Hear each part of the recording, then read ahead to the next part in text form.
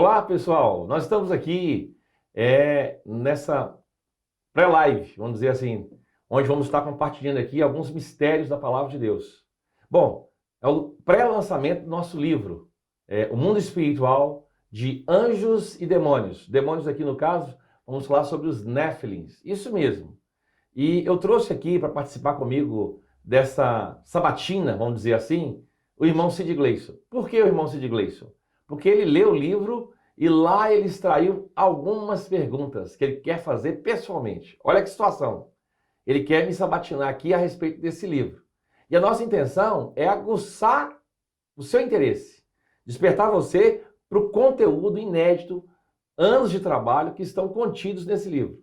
Então, fique ligado até o fim, porque tem perguntas aqui, segundo o Cid Gleison, que são simplesmente assim, misteriosas, e vai revelar aqui grandes mistérios, tá certo? Bom, aqui está conosco o irmão Cid Gleison.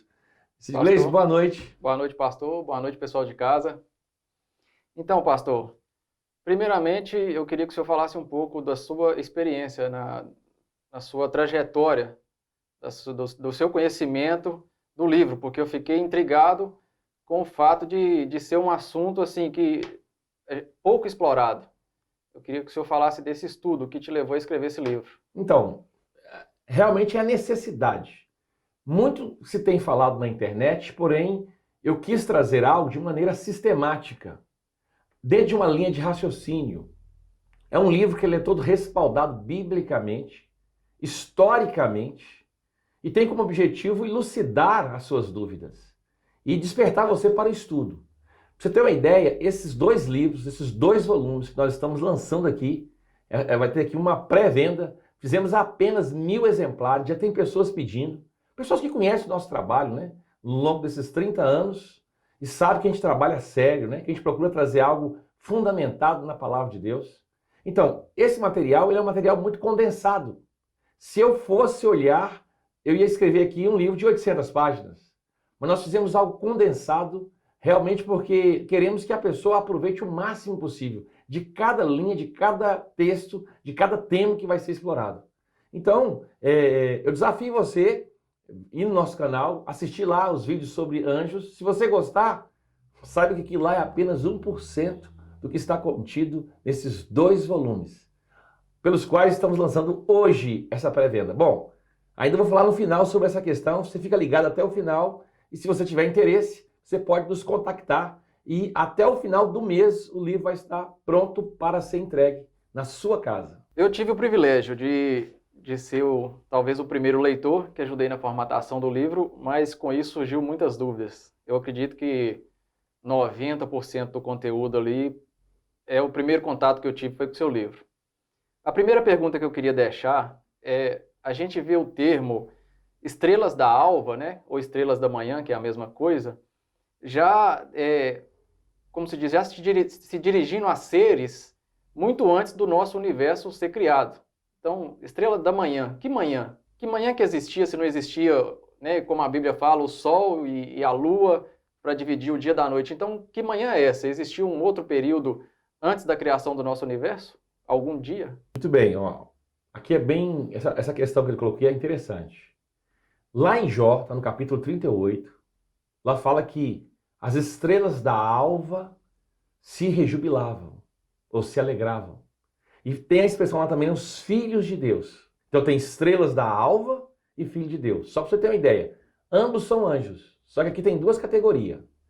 As estrelas da alva são os anjos que foram criados primeiros, são os governantes, percebe? E os filhos de Deus são aqueles que serão governados pelos governantes. Então aqui ambos são filhos de Deus, tanto estrelas como filho de Deus. Da alva, essa palavra alva quer dizer manhã. Aí, nessa manhã, o universo estava criado. O universo, ele tem os planetas e tem a Terra. E o universo compreende o mundo visível e o mundo invisível. Isso é o universo. Esses dois mundos. Só que a Terra, a Bíblia é bem clara dizer lá no capítulo 38, versículo 4, que Deus estava lançando os fundamentos da Terra. Bom, se ele estava lançando os fundamentos, você vai ter a conclusão de que a Terra não existia, certo? Qual seria o marcador de tempo? dessa manhã do universo. Porque se tem uma manhã, é um dia, é uma nova manhã. Então, aqui você vai descobrir que o sol que existe aqui e que é o marcador de tempo é o sol da justiça, que é Cristo. Ele é o sol da justiça. Ele é o sol em termos absolutos. E um outro detalhe que é muito importante a gente entender. Quando fala que Deus criou as estrelas, está falando dos anjos e está falando dos astros também. Lembrando que o sol é uma estrela de quinta grandeza. Muito possivelmente ele já existia, embora o planeta Terra não existia. Outro detalhe, se você ler Gênesis capítulo 1, do versículo 2 em diante, você vai achar que o sol ele é criado lá no versículo 14. E o sol não é criado no versículo 14, ele é estabelecido.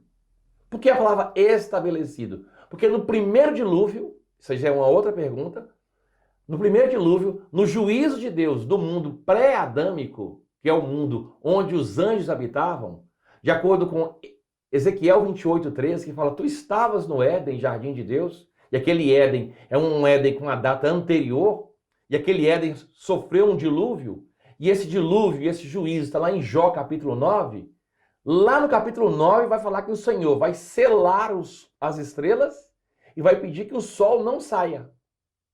Tá certo? E aí vão entrar na era glacial.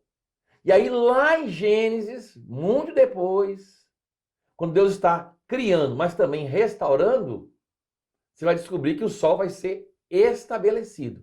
Mas se você me perguntar quando é que o sol foi criado, é lá em Jó 38:4. Gênesis 1:14, ele foi estabelecido. Interessante, né? Pois é, só para você ter uma pequena impressão. São muitos mistérios. Eu sei que é muita informação só com uma pergunta. Mas se você assistir várias vezes, você vai começar a entender. Pegar os textos de Jó, capítulo 9, que fala desse juízo, sobre esse mundo. E você lê o capítulo 38, que fala da criação. E você pega Gênesis 1:14, e você vai ver lá que falando sobre o estabelecimento do sol. Então essa manhã é a manhã do primeiro dia do universo. Esse dia tem manhã, esse dia tem tarde, esse dia tem noite e tem fim. Só para vocês terem uma ideia, nós estamos vivendo a última hora. Mas não é a última hora do primeiro dia do universo que ainda não terminou. Agora é noite. O apóstolo Paulo diz, vai alta a noite, mas em breve vai ser dia. Bom, todos esses detalhes você vai encontrar no livro de maneira sistemática, respaldado biblicamente numa ordem de raciocínio. Aproveitando, pastor, que o senhor falou do sol da justiça, antes do pecado dos anjos, né, a gente está falando de um período aí muito antes do pecado de Adão.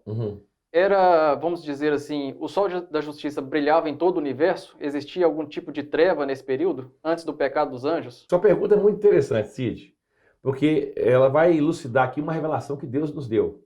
Bom, a ciência vai falar para você que trevas é a ausência de luz, que Deus não criou as trevas. As trevas é a ausência de luz, assim como o frio é a ausência de calor. Assim como o mal é a ausência do bem. Mas veja bem, só falando isso assim não é suficiente. Eu tenho que mostrar algo dentro da Bíblia.